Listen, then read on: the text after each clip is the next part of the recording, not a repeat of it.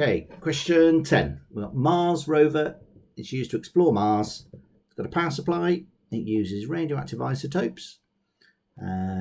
Produces thermal energy during that decay. It's got an efficiency of only 7%. My trick has been, I taught you to just use that and don't play with the percentage bit. If you want to, I'll share how to do that as well.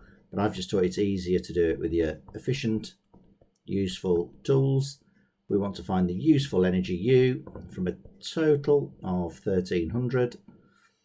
So, okay, that's fine. So we're just going to take the 1300 and we're going to times it by the 0.07. There we go, comes to 91.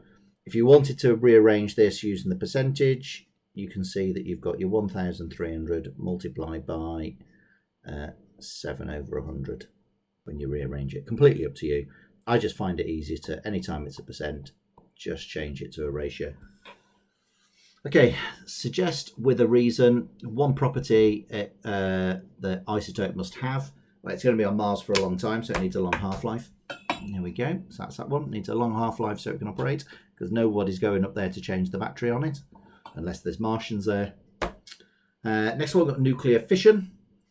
Calculate the energy, and it tells us here, and then we've got obviously Einstein's equation, E equals mc squared. So we're just going to have to plug in and then find out the change in mass. So you can see, to rearrange this, m equals E over c squared. So we've got to divide both sides by c squared. There we go. So put that all together, put your numbers in, and you end up with that. Okay, so we've got our energy E, this part here, divided by that squared. And just remember to use that button on your calculator when you're doing them so that you don't mess up the input. Okay, very common question, very easy one.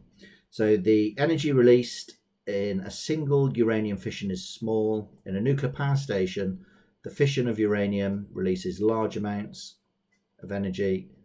Explain how large amounts of energy can be released in the reactor, how the rate of energy release is controlled. So we've got to talk about the nuclear fission, what takes place in the chain reaction, and then how we control that chain reaction using a moderator and the control rods. So nuclear fission produces smaller daughter nuclei and 2 to 3 neutrons. The neutrons collide with more uranium nuclei, given a chain reaction that is exponential, goes out of control.